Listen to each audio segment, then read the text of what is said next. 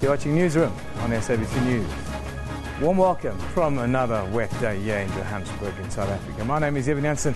This show is broadcast live every weekday morning between 9 and 10 a.m. Highlights are then repeated at 2 o'clock in the afternoon with a complete rebroadcast at 5 a.m. the following morning. We also stream live on YouTube between 9 and 10 a.m. weekdays with the entire show available on our YouTube channel all of the time. We're back in the North Gauteng High Court at 9:30 this morning as the murder trial of Oscar Pistorius enters its second week.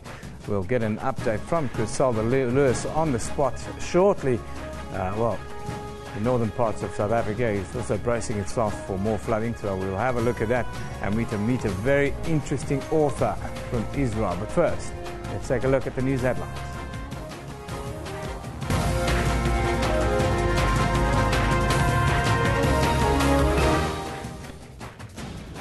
The second week of the Oscar Pistorius murder trial will get underway at 9:30 this morning in the North Gauteng High Court in Pretoria.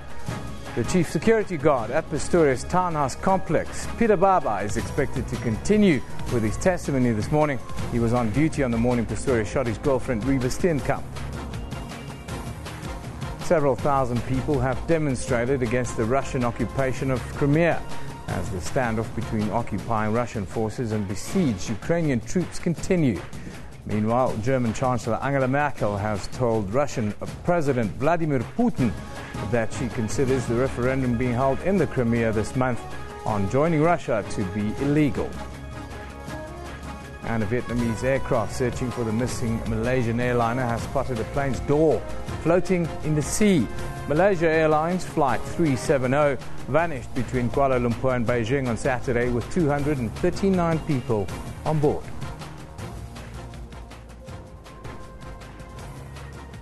The prosecution in the Oscar Pistorius trial in the High Court in Pretoria says it has a large number of formal witnesses still to come after it has called all its lay witnesses. The second week of the trial kicks off at 9:30 this morning.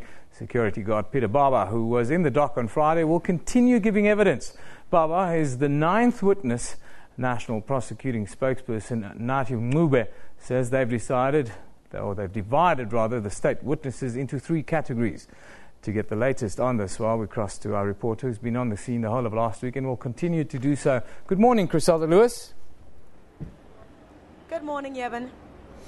Monday morning, I think people have sort of had a weekend where they've gotten over Oscar Pistorius a little bit, but we restart this week. Just tell us about the mood there, and also just tell us what we can expect today. Well, Eben, the media contingent here certainly hasn't dwindled. Oscar Pistorius just walked inside the court about 5 minutes ago to clicking cameras, as was the case in the first week, trying to get the best picture of Oscar Pistorius while he walked inside the court, looking very composed with his legal team and talking to some of the people who accompanied him inside the court. So the situation here is still as was last week. A lot of media still camped outside here. It's still one of the top stories around the world, the Oscar Pistorius murder trial. But what we're expecting this morning is for Peter Baba, the security guard who was on duty on the morning of Reva Steenkamp's killing, to be cross-examined, that cross-examination to continue. We're expecting during the course of the week maybe more security guards to be called, as well as some forensic experts who the state is hoping will be able to discredit Oscar Pistorius' version of events of what happened on that Valentine's Day morning. Well, we're expecting as well defense to continue with its two key arguments that Oscar Pistorius was the one who was screaming on that morning and not Reva Steenkamp calling for help after he had realized what he had done, and also the issue relating to the cricket bat, where the defense seems to be sticking with the story that some of the sounds that the witnesses who so far testified who indicated that they heard sounds were actually, while there were 4 gunshots, the other sounds that were heard were that of a cricket bat when Oscar Pistorius hit down the bathroom door of his residence in order to try and save Reva Steenkamp. That's what the defense is going with, even in this week. Chriselda, you've been very close to this case, and over the weekend, in some of the reporting that we've seen, the finger's been pointed at the media behavior and how the media have almost not behaved. You've been very close and in the court and so forth. What's your views on this? Well, Eben, I think, Judge Masipa has really laid down the law in terms of what the media should do and what they shouldn't do. And every time I've been inside the court, an example of what happened last week when one of the iPads, the sound of the iPad went off inside the court. And Judge Masipa is having none of it. She addressed the reporter and told the reporter that should not happen again. Journalists have really been behaving. I mean, the media scrum that we saw last week is really not taking place here. Oscar Pistorius and his legal team are just walking into the court very freely. Journalists are basically forming a line where to give way for Oscar Pistorius and his legal team to walk through. But the media has really been on their best behavior here. I think we had a bit of a close shave last week where the media had to be called to order several times. So I think the message is clear that in order for us not to jeopardize as well the way that the media continues to be given access, it's unprecedented for the media to be given such access to such a high-profile court case. So the media is really on their best behavior, I must say, Eben. Thank you very much for that contribution this morning, Chriselda. I understand you've got to get into the court. Oscar's there already. Chriselda Lewis will keep us updated as to how the story develops out of the North Gauteng High Court today. Thank you again. Now, Judge Thokozile Masipa has, for the second time, warned journalists to behave in the High Court in Pretoria during the Oscar Pistorius murder trial. Judge Masipa, this time round, went a step further and said any transgressors would be removed from court from now on. But as she was speaking, the clickety-clack of laptop keyboards rose from the gallery as journalists continued to write down her words, muttering from the public gallery, a laptop suddenly clattering while a witness testifying. A media house's use of a witness's photo last week and then the use of flashlight photography in court have all tested Masipa's patience in week one of the trial. Now, to talk about the media coverage on trial, well, we are joined by the head of the company called Insights, Mr. Vadim Schreiner. Good morning, sir. Thank you for joining us. Good morning, Eben. Interesting first week. There's been a lot of toing and froing with the media. What's your take on how things have gone for the media in the first week? And can they get kicked out of the court all as some people are saying? Well, I think they've behaved surprisingly well, considering the less than good behavior during the bail application. I think things were too hot back then a year ago. I think the media had time to think for about a year what to do, how they're going to approach the subject and what it would go and do. So I think surprisingly, I think this has been a good week for the media. And what's your reaction to the sort of first week of coverage? Is it sort of what's been expected, this wall-to-wall Oscar live scenario? Yeah, it's what we had to go and expect. And again, there were opportunities to mess it up. There were opportunities to really focus on the sensational parts and speculate a lot. We saw very little speculation at this point of time. We saw focusing on the facts. And I think, again, that speaks great things about the journalism here. Freedom of the press in South Africa has somewhat been under the spotlight, if not on trial. How have we performed this far, in your opinion? Outside of the Oscar Pistorius case or inside it? No, I think there is no threats to media freedom around this Oscar Pistorius case. I think the rules had to go and be put down by the judge. She did. There were a couple of scares. If we were going to go and abuse that, we scraped by very narrowly, and I think we've learned our lesson. We are sticking to it now. So any other attempts to not to behave should not be seen as a restriction of the press freedom, I think. The other thing that's also on trial outside of sort of press freedom, as is always, is the South African justice system. How are we performing? What is our justice system looking like if you came from a different country, or if you viewed South Africa like this for the first time? How are we doing? Again, I think we've improved significantly from just about a year ago, where there was great concerns. We had, the investigating officer issues around this one. There was a lot of aspects in the bail hearing that put a very negative light. I think this time we are doing well, and I think that's very, very good for South Africa, because I think one of the concerns, particularly in terms of the image of South Africa, international media, international world, was going to go and be the justice system, and I think we're doing well. Some don't understand how it works, and I think there's a lot of explanation happening. That's good. When we talk about justice, part of that argument is always access to justice. And we live in a world where the rich have more access to justice than the poor. How are we looking on that front here in South Africa with this trial? Does it look like if you're rich and famous, you've got a better chance of getting across the line, as it were, to use a pun in this case? Yes, the answer is clearly yes, and I think all the other commentators have been saying about the same. If you have got more money, it gets you a better chance. It doesn't necessarily buy you freedom, it doesn't necessarily get you off the hook, but your chances are improving significantly. If you've got money, that's the case, however, around the world. So it's not necessarily a South African thing. However, in South Africa, with a great divide between rich and poor, which is much bigger than in other countries, it is quite normal to go and draw that conclusion. It is a danger. Again, it's something that we're going to have to go and see depending on the outcome of this trial. What we're going to go and make out of that, we don't know yet. Finally, your business is called Insight. What are the unique insights? What are the things that we are not seeing about this trial that's happening? Actually, I'm representing a company called Ornico. I'm the head of the insights of that department. But what insights basically means that we've got to go and look behind the stories. At the moment, it is very technical. We're looking at the legal aspects of the case. We're looking at the potential repercussions. But we've got to go and look beyond this. We need to go and look, what does it mean for the society in this country? Can people go and get any messages out of this one? We need to go and look how it impacts on the governmental aspects, about the legislative aspect. And we predominantly need to go and look what this court case does in terms of the overall perception of South Africa internationally. So there's a lot of insights we can go and draw. First week is too short. We have to go and wait for more weeks to go and come. But certainly those are the areas that we're looking at when we're looking at insights. Well, thank you very much for joining us this morning. We'll have you back after week 3, and hopefully you'll be able to give us a bit more unique insights. As it were, vielen Dank und alles gut. Vadim Scheiner. Gern geschehen.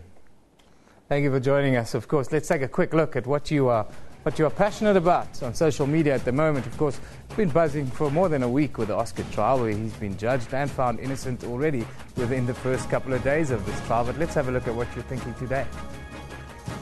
I am so torn about Oscar Pistorius.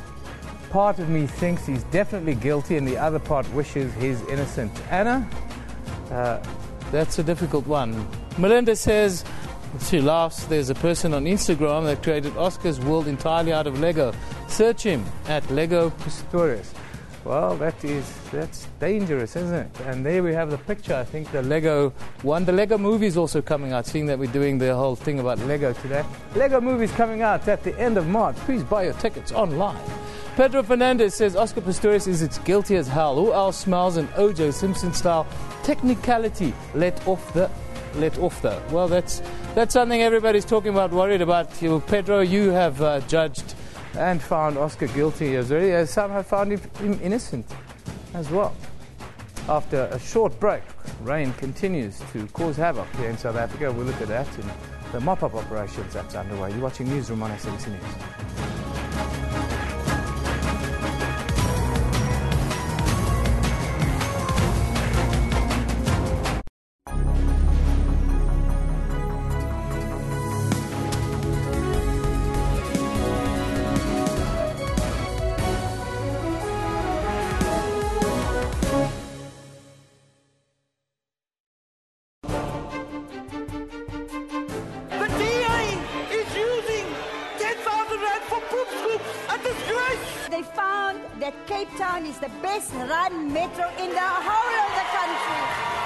Will you take to protect communities from the kind of police brutality? When I am the mayor, I won't take the R1 salary. You guys all look the same. None of you should be trusted. Catch the election debates on SAFM, SABC News Channel and SABC 1, Sundays at 6 p.m. Zoom into Africa. This is Burkina Faso. The president is Mr. Blaise Compaoré. Burkina Faso got independent from France on 5th August 1960. The population is more than 17 million people. One of Burkina Faso's major languages spoken is French. Monetary unit is CFA.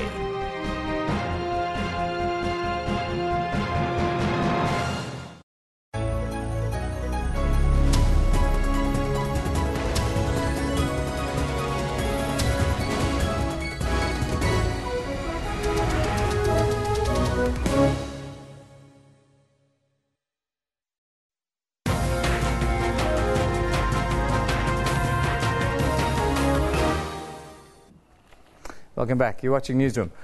Wet and rainy weather wreaked havoc all over Gauteng this weekend, causing roads to flood and rivers to overflow, as well as various accidents. Weather forecasters have warned that the heavy rains are yet to stay, with more rain expected this week. Today, we are joined by Johannesburg Emergency Services Robert Mulaudzi to get an update on everything that's happened over the weekend.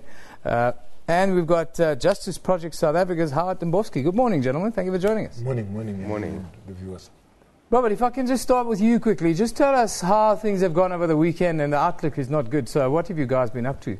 Yeah, we've had a number of incidents which we have attended to throughout the city of Johannesburg. Maybe the most notable one was in Kliptown, where in the southern side of Johannesburg, where about 95 dwellings were affected by the floods, leaving about 158 people displaced.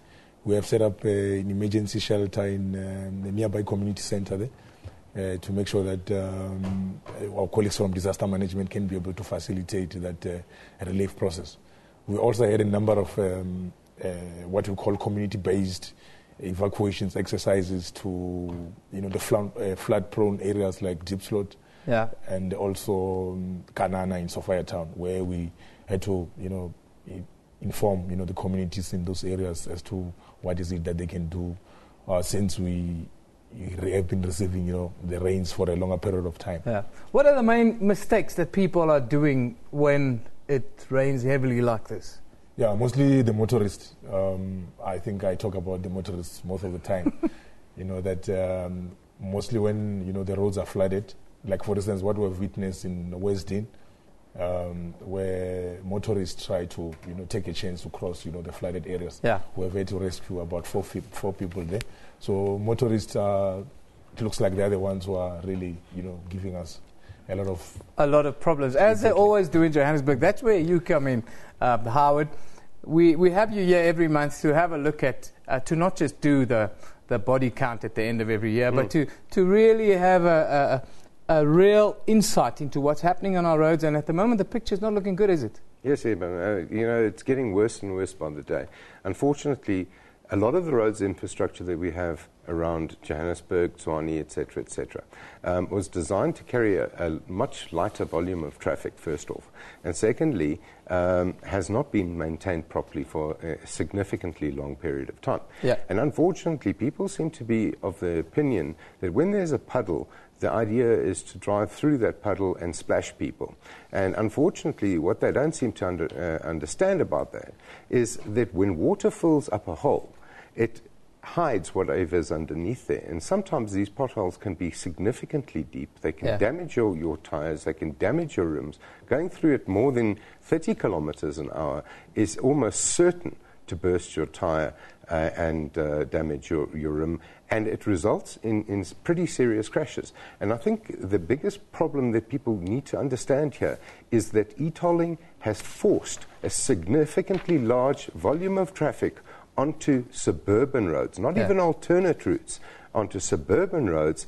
We're carrying extra heavy vehicles that cause damage to roads, and these roads are not designed for it. So guess what? We're having an additional unintended consequence to this whole e-tolling method. We're just seeing some of the pictures coming in of what's happened over the weekend and last week and so forth. But just tell us quickly, Howard, about the carnage counter. Where we looking? Are we way above the average of what's normally this time of the year? We're carrying on just as business as usual, unfortunately. We still have in the order of 40 people dying per day on our roads. Every day. 400 people being injured on our roads per day. You know what, South Africa, time to catch a wake up. We've got a war zone here, and we haven't even got a physical war going. Yeah. We're slaughtering people, we're maiming people on a daily basis. There we've got the carnage counter that's come up. That's the number of people. I think that's we've lost so many lives, I think, since January. Is that accurate? Yeah, pretty much accurate. I mean, this is how it goes on day in, day out in South Africa. And if you have a look at the cost to the nation, it's massive. Yeah, it looks like 58 billion. Is that right? 58 billion? Is that the cost in the last 2 months? So far? Yeah, it's quite scary, isn't it? That's incredible. Robert, just tell the motorists out there, or tell people out there, what do we need to do, especially up here in the north, where it's very wet at the moment? How do you combat this? Yeah, I think motorists need to, listen to our calls when now and then we'll have, platforms like this, throughout, the radios and other media platforms where we inform them as to which roads to use, which ones are safer. They just need to listen to those calls. And also, young children out there going to school, coming back from school, they need to be on the lookout for river streams. They need to stay away from those river streams and also drainage systems, because we've seen in the past areas like Ivory Park and Calfontaine, there's a river streams there which give us, a lot of problems during this time. Howard, and what are the numbers saying about our behavior since the beginning of the year? They're saying what they're always saying. South Africans are particularly careless when it comes to driving on our roads. We have a particular lack of regard for other people on our roads, and we need to improve that. You need to drive defensively. Understand it is not your duty just to drive yourself and hope for the best. It is your duty to get out there, drive defensively, understand that there are people on the road that may not be as good a driver as you. After all, you're one of the best drivers in the country. Yeah. The fact is that you need to be well aware of the fact that there are people on our roads who have no regard. That particular photograph that we showed of the vehicle spinning out on Marlborough Drive and having Armco barrier go through it, we need to understand that a lot of the barriers that you see out there are incorrectly installed. Yeah. And therefore, instead of arresting your vehicle, end up piercing and impaling your vehicle. If that's the way you want to go, keep driving like a moron. Well, gentlemen, thank you for joining us this morning. I know we can carry on with this conversation, and we will carry on with this conversation, Howard, next month, and hopefully we'll do this. We'll not be doing the same babysitting. Hopefully there'll be a miraculous improvement. Thank you, Robert and Howard. Thank you for joining us again today. Let's take a quick look at what you are talking about on social media. Of course, Oscar has been pretty much the talk of the town. We want to see what you are passionate about and what you're talking about. Let's just have a look at some of your views. Where we're at the moment. Bornflair talks about Malaysia Airlines hijack or crash. Well, I think that is the key question. Our hearts are in prayer for those who are on board and their loved ones. Donovan J. Pence. Well, he talks about the missing Malaysia airplane. What happened? Did it go into space or something? Well, I can tell you, Donovan, the latest breaking news that I brought you a little bit earlier is that they found a door. A door was lying in the ocean somewhere, so it looks like we might have some developments there a little bit later today. Ilke van Sail says Malaysia airline disaster shows how far technology still has to go. Fairly large object missing on the surrounding ocean and land. I can tell you, Ilke, I can tell you that the oceans are rather big, especially the Indian Ocean and the Pacific. So don't knock them. They're trying their very best. Hopefully there'll be a breakthrough a little bit later today. Now, the international best-selling author, Miko Peled, author of the Israeli Army General's Son, Journey of an Israeli in Palestine. He's in South Africa as part of the 10th International Israeli Apartheid Week campaign. In 1997, tragedy struck his family when his beloved niece, Smadar, was killed in Palestinian political violence in Jerusalem. His sister did not call for revenge or blame the Palestinians, but the Israeli occupation policy of the Israeli government. Miko Peled joins us in studio. Very good morning to you, and thank you for joining us. Good morning. Thank you. You're described as a peace activist, I understand, who dares to say in public what others deny. Just explain to us what is being denied and what needs to be said, in your opinion. Well, I think what is being said now here during the Israeli Apartheid Week is the right thing, and that is being said, and sadly it's not being said enough, it's not being said in enough places, and it's not being said loud enough, and that is recognizing that Israel is an apartheid state. The problems of Israel and Palestine are not of two countries at war, but of an oppressive regime that needs to be removed. And these are things that are tough for people to say still today because they equate Israel with Jews and so forth. But these are things that need to be said, and these are the things that I'll be talking about. Is there a sense that when you mention the word Israel Apartheid Week, that people feel it's an attack on Jewish people and Judaism instead of an attack on an oppressive regime? That's exactly what happens. There's been this myth that was developed by Israel, by Zionism, that Israel and Judaism are two of the same, that Zionism and Judaism are the same thing. These are not the same thing. The fact is most Jewish people never bought into this idea. Most Jewish people don't live there. Even most Holocaust survivors, God bless them, did not go to Israel when they had the chance. They preferred to stay in other countries. Zionism is a colonialist ideology. There's nothing Jewish about it. And because it's colonialist, it's also racist and violent. There's nothing Jewish about it. And not only do most Jews not live in Israel, but more than half the people who do live there under Israel's regime are not Jewish. They're Palestinian Arabs. Yeah. Your story is a very interesting one. Just give us, our viewers, a little insight on your background and how you got to where you are now.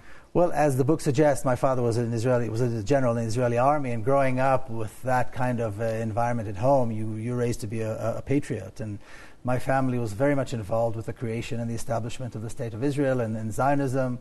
My father was of the generation of the young officers who fought in 48 and established the Israeli army, and then he was a general in 67. These were like, this was the Olympus of Israel. So there was a very strong patriotic influence, of course, on the early part of my life. But then later on, and again the title suggests, my journey as an Israeli in Palestine, first of all, realizing that there's another nation that lives in this country with me, that they call it by a different name. They call it Palestine. They are Palestinians. They have different customs, different language, an entire culture, and a whole narrative that Israelis are never exposed to. And of course, that's what racism and that's what apartheid does. They keep the two sides apart. So that is the story, and that is what it's about. It's being raised a certain way, and then having this moment where you realize, wait, there's a whole other story here that I was never exposed to. Your views on conflict and how this conflict should be brought to an end? Well, the conflict needs to be brought to an end. Number one, by recognition that Israel is an apartheid regime, and what is needed is a concerted effort to end that regime, just like the effort was international effort to end apartheid in South Africa, and then allow a real democracy to emerge where Palestinians and Israelis live like normal people in a normal democracy. The book, how has it been received? And unfortunately, there seems to be offense both sides. How has your book been received? Well, on the Palestinian side, I have to say, of course, it's been received quite well. Internationally, I've been traveling and speaking, so I know it's being received quite well around the world. Israel tends to ignore things it doesn't like to talk about, as many people do. Yeah. Because the book, in the book, I step away from this, the boundaries that are acceptable by Zionism. Then Israel doesn't want to deal with that. And when you criticize Zionism, you step away from the Zionist narrative, then they tend to ignore it, which is what they've done. And this week, it must be quite a special week for you. Just tell us what you'll be doing in South Africa and what your expectations are from the IAW week. Well, I was raised listening to Miriam Makeba and admiring Nelson Mandela. So, coming to South Africa as a child, so coming to South Africa was very exciting for me. As it happened on the plane, I was able to see Invictus. So, I suddenly dawned on me where I was coming. Yeah. And the whole struggle against apartheid and then the victory was something I grew up with and I felt very strongly about. And talking about it here in South Africa, talking about the struggle against apartheid is very meaningful, and I think the work the activists do here is phenomenal. It's really phenomenal. Well, thank you for joining us today. We wish you all the best in South Africa, and Cheers, thank you so much. So hope you have a really good stay in our country. Thank you once again for joining us. That is Miko Peled, the author of this Israel Army General's Son, Journey of an Israeli in Palestine. A fascinating book, and you should go out and get it. It's worth a read. After a short break, we'll be in the North Gauteng High Court for the start of the second week of the Oscar Pistorius murder trial. Don't go away. This is Newsroom on SABC News.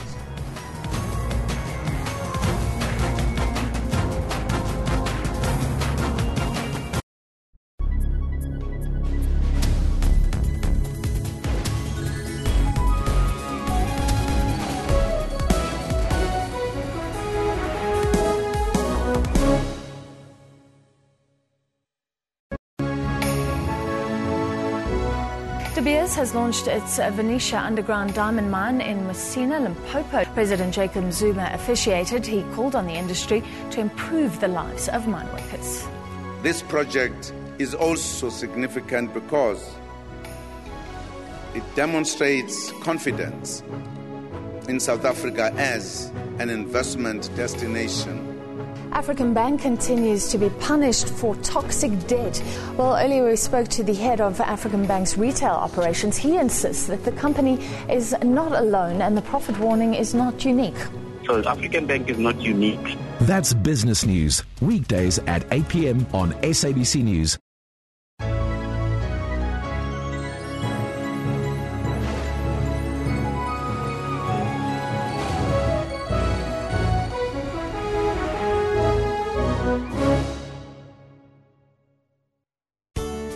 With so many bad incidents happening around us, we continue sourcing, unpacking and televising nation-building and compassionate stories. From the nation's pride, those who go all out, top achievers, hard workers, those dedicated to making this country a better place, and unusual friendships. Catch all these and more on SABC News.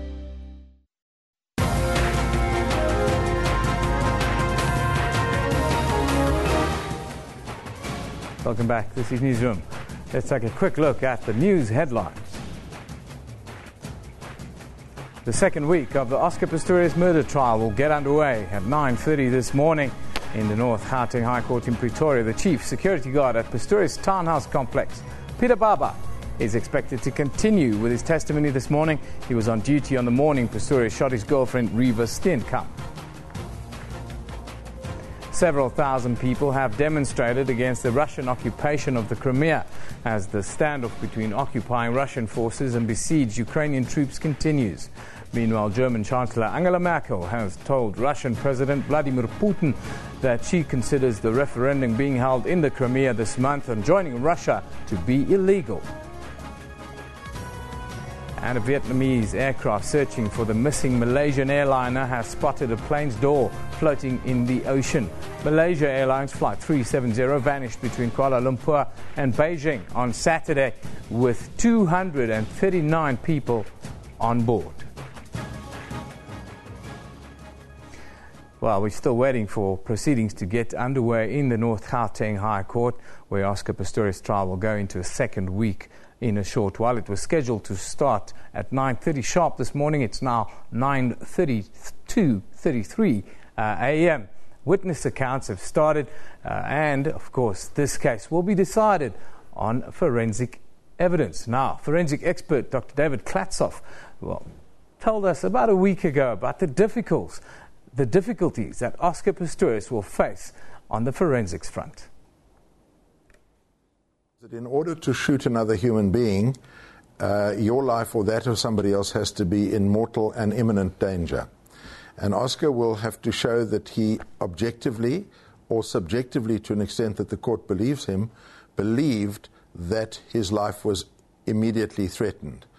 And there are certain factors which will come into that, namely where he fired the shots from, the degree of closeness with which he approached the imminent danger, and the way in which the shots were fired.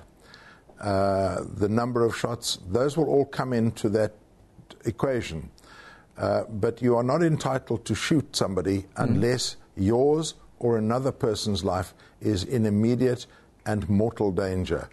If you're attacking me with a bread roll at a restaurant, I can't pull out a pistol and shoot you. The degree of force has got to commensurate with the degree of danger which you face. And those are all things that are going to have to be unpacked at the court case. They're going to have to be cross-examined. His state of mind is going to be a central issue in the whole set of evidence. And at the end of the day, it all depends on the way the witnesses shape up and the nature and extent of their evidence. Well, that's forensic expert Dr. David Klatzoff giving us his insight as to why he believes it will be difficult on the forensics front for Oscar Pistorius to prove his innocence. Now, let's take a quick look at what you are thinking about. While we're waiting for proceedings to get underway, it seems there's a small delay. I'm trying to ascertain why the delay is happening in the North Gauteng High Court this morning. Of course, matters were supposed to start at 9:30 sharp. I left the house at 5:30 a.m. and I'm still in traffic, nowhere near Sandton. Sorry, Doxel. Darksal, it looks like a traffic sim. Traffic is horrible, especially when it's raining like this. K. Simpiwe, well, it looks like we've got some sort of breakthrough for those of you that have been waiting for proceedings to get underway in the North Gauteng High Court. Let's cross over for the week, or the second week, of the Oscar Pistorius murder trial. Start with the proceedings.